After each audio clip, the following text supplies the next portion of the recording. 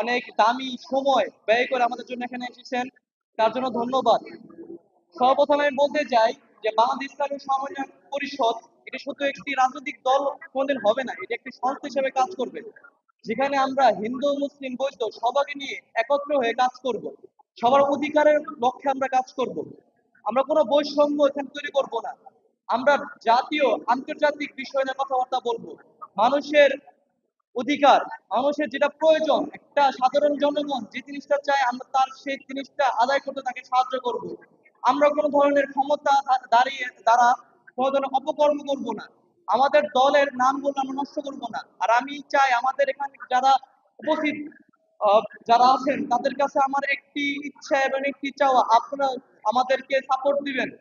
আমাদের দলটা গড়ে তোলার জন্য আপনারা আপনাদের সময় ব্যয় করবেন।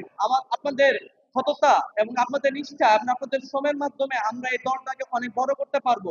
এখানে উপস্থিত কিছু আমাদের বড় বড় বিজ্ঞ লোক আছে, তাদের অনেক কিছু তারা বলে গেছে, আমি তাদের থেকে তুলনামূলক অনেক ছোট, যা বলে অনেক কথা বলবো, আপনারা কেউ বেদবি মনে করবেন না।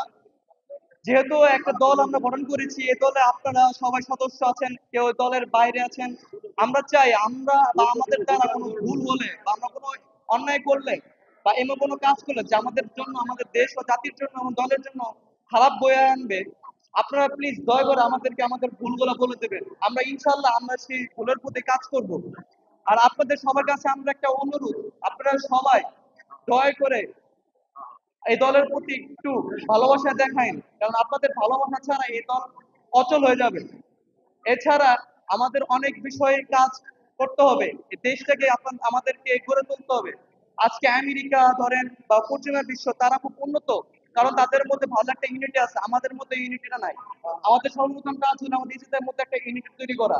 যতক্ষণ না পর্যন্ত কোনো দেশ বা জাতির লোক একত্রে না হবে, কোনো কাজ একসাথে সম্পন্ন না করবে, ততক্ষণ পর্যন্ত কোনো দেশ বা জাতি উন্নত হয় না। আমার দেখার মতো আমি এখন পর্যন্ত কোনো দেশ বা জাতিকে দেখি নাই যারা আলাদাভাবে কাজ করে উন্নত করতে পারছে। সবাই একত্র হয়ে কাজ করছে, সবাই আইন মানে, সবাই সততা, সবাই নিষ্ঠা, সবাই নম্র ভদ্রতার মাধ্যমে তারা তাদের দেশটাকে অনেক আগে নিয়ে গেছে। আমাদেরও উচিত সেভাবে থাকা।